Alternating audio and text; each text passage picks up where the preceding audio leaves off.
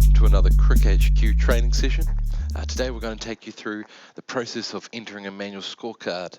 So that's post-match, you haven't scored the match on the application or anything, but you still have a fixture online for a competition that you need to enter a full scorecard for. So the first thing we need to do is obviously log on to Crick HQ. Now you can do that up in this top right hand corner. When you're logged out, it'll display a login or register buttons. I'm already logged in, so it shows my user ID logged in there. Now once you've logged in, all you need to do is come down to this left hand column where all these menu icons are and click the manage section. Now the manage section will take you through to where you can access all your information and edit appropriately what you need to. The key thing that we're going to be looking at today is this fixtures tab just up here that I've got highlighted orange. So you can see you can filter by team. You've got a date range in here as well. Now you can use these to find the fixture or the match that you need to enter a result for. I've got this particular filter in, all teams. I can see on the right hand side that all of these are fixtures I have access to. 3 of them have accepted results. This fourth one down here is scoreable, which means that there is no result there. It hasn't been accepted to the competition, so that's something I need to change. So what I'm going to do is, now that I've found the fixture I need to enter the result for, I'm going to click on it, and it's going to take me through to the fixture preview.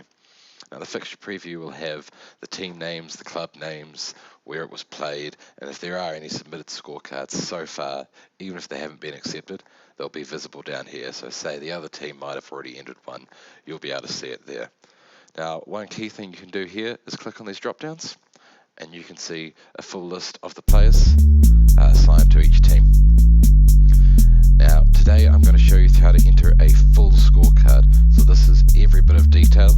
We've also got another little video that you'll be able to see called Enter Basic Scorecards, and it just quickly shows you how to enter a basic one. So today we'll go to Enter Full Scorecard. Now if I click onto this is the first screen of entering our manual scorecard.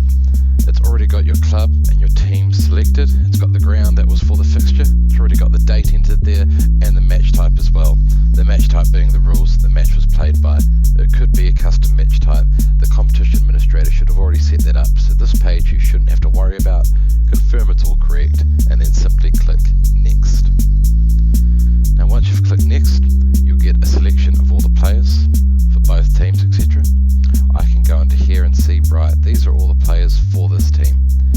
Now there's 2 easy ways to put players from one side into the actual team. You can either double click on a player,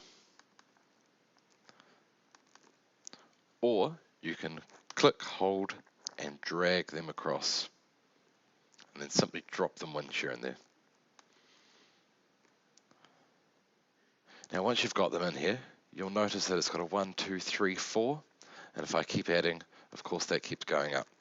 Now this is the batting order for that team. So if I add my whole team, I can see that 1 to 11, this is my batting order.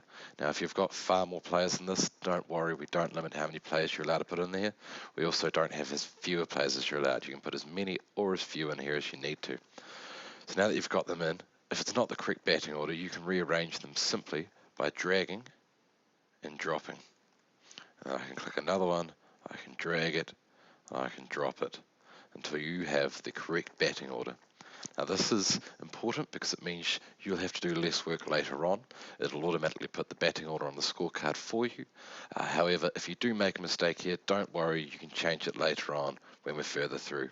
Now you'll notice that there's a next and a back here, and also a next and the back at the top. Select one of the next to go to the next screen. Here, all we have to do is enter the captains and wicket keepers for each team.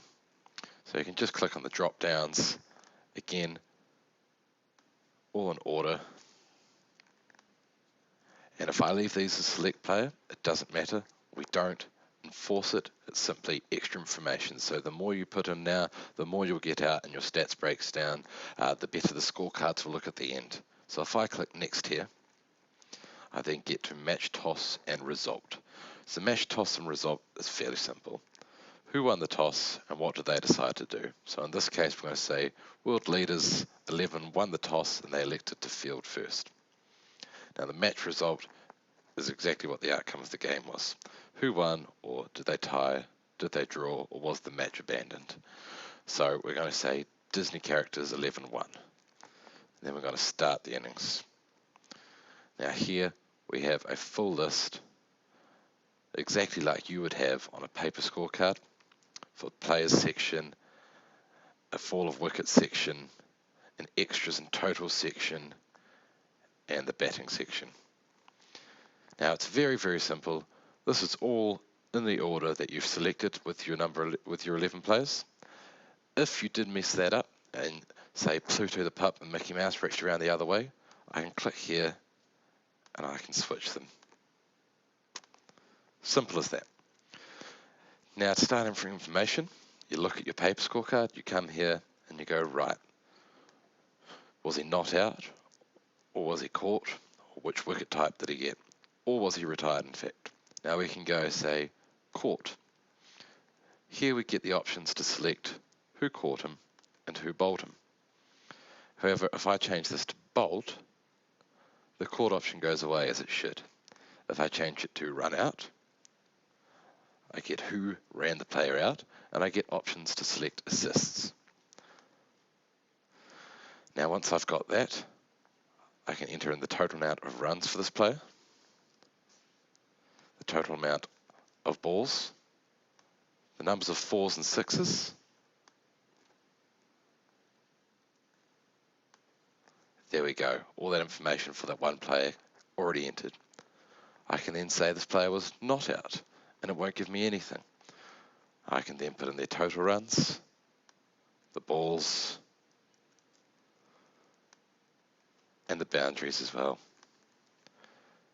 Now you can do that for every player appropriately. If you didn't need one of these batsmen in there, you didn't want them on the scorecard for some reason, we do allow you to delete the last batter that was there. And if you suddenly realise you actually want them back, you can simply click Add Batter and select the player again. Fill out all that information as best you can. Again, we do not enforce any of this. But the more information you put in, the more information that will come out. Your player profiles, etc. will get the correct stats and breakdowns. Now we come down to the extras section. Here you can enter the total number of no balls, the total number of wides, total number of byes, total number of leg byes, and the penalty points. Now if you don't want to click in each section like I am, you can simply enter the number and then tab again, and you'll go through all of these. Now first innings, enter the total number of runs for the entire innings. Enter the total number of wickets. Enter the total number of overs, including a decimal point, and then the reason for the innings ending. Was it finished overs? Did you declare? Was there no reason for it? Did you forfeit? Match end, as in did you win at the end of this? Abandon, duck with Lewis, etc. All this will show up on the scorecard.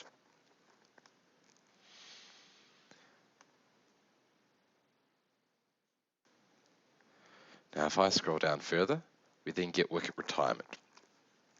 So this is the wicket or retirement count. What it helps us do is place in order exactly for you what the overall fall of wickets was. So all you have to do is enter the total runs for the team when that wicket fell, and then select the player that fell, and then select the next,